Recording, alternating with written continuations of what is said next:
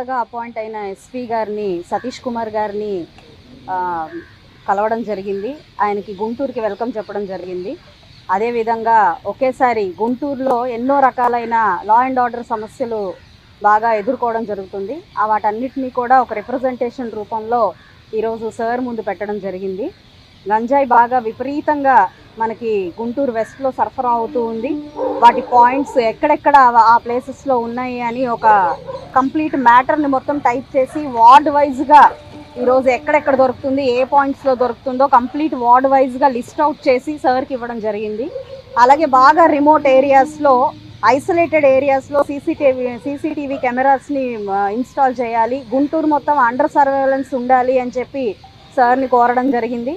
ఏ ఏరియాలో ఎన్నెన్ని నీడ్ ఉన్నాయో కూడా మేము కంప్లీట్గా చాలా లిస్ట్ అవుట్ చేసి సార్ దగ్గర సబ్మిట్ చేయడం జరిగింది. ఈ రెండు ప్రధాన అంశాలు అయితే, మరొకటి ట్రాఫిక్ సమస్యలు.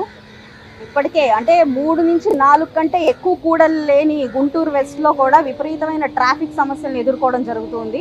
వాటి గురించి కూడా సార్కి చాలా స్పష్టంగా చెప్పడం జరిగింది.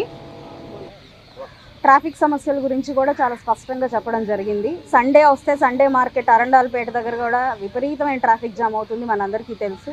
వాటి మీద సండే డ్రైవ్స్ లాగా లేదంటే వీక్లీ డ్రైవ్స్ లాగా ఒక కార్యక్రమం చేపట్టమని చెప్పి సార్ని కోరడం జరిగింది. ఇవి కాకుండా మనకి సాయంత్రం అయితే బైక్ రేసులు, బర్త్డే పార్టీలు రోడ్ల మీద జరుగుతూ తీవ్ర అసౌకర్యానికి ప్రజల్ని గురి చేస్తూ ఉన్న కార్యకలాపాలు మనం చూస్తూ ఉన్నాము. రీసెంట్గా 3 నెలల క్రితమే ఒక యువతి ఇలాగే బైక్ రేస్ బాధితురాలు ఆవిడ పడిపోయి చనిపోవడం జరిగింది. ఇలాంటి విషయాలన్నింటినీ కూడా సార్ దృష్టికి తీసుకురావడం జరిగింది. సిబ్బంది కొరతతో కొంచెం వీటన్నిటికీ ఆలస్యమైంది అని చెప్పి మాకు సతీష్ గారు చెప్పడం జరిగింది.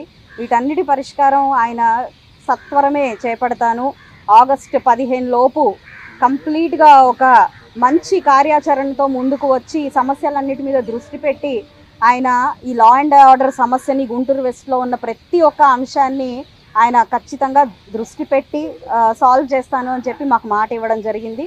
మాకు సహకరిస్తారన్నారు. మేము కూడా పోలీసు వారికి పొలిటికల్గా ఏ వంతు సహకారం అందించాలో అది మేము అందిస్తామని కూడా వారికి చెప్పడం జరిగింది. సో వీటన్నిటికీ ఒక మంచి పరిష్కారం దొరుకుతుంది అని చెప్పి ఆశిస్తూ ఉన్నాను. అది మీడియా పూర్వకంగా ప్రజలందరికీ కూడా తెలియపరచాలి అని చెప్పి కోరుకుంటున్నాను. యాక్చువల్గా ఈట్ స్ట్రీట్స్, అది మిడ్ నైట్ ఫుడ్ కోర్ట్స్ అని చెప్పి ఒకటి ఉండిందండి గుంటూరులో. మేము కూడా దాన్ని మరొకసారి తీసుకొస్తే బాగుంటుంది. నైట్ టైం వర్కర్స్ ఉన్నారు, లేదంటే దాని ఔత్సాహికులు ఎక్కువగా ఉన్నారు.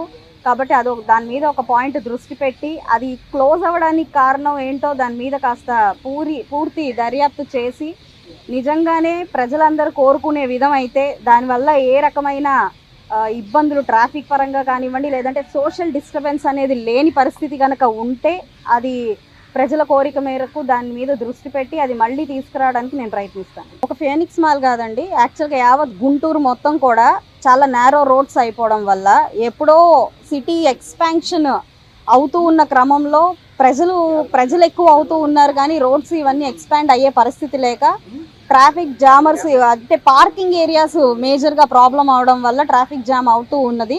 దాని మీద కూడా దృష్టి పెట్టి సెల్లార్లు కూడా నిండిపోయే పరిస్థితి ఉంది ఈరోజు. కాబట్టి వాటి మీద కూడా ఒక మంచి పరిష్కార దిశగా మేము ప్రయత్నిస్తామని చెప్తాను. ఈ వీడియో నచ్చితే లైక్ చేయండి, షేర్ చేయండి. మరింత సమాచారం కొరకు మా ఛానల్ను సబ్స్క్రైబ్ చేయండి.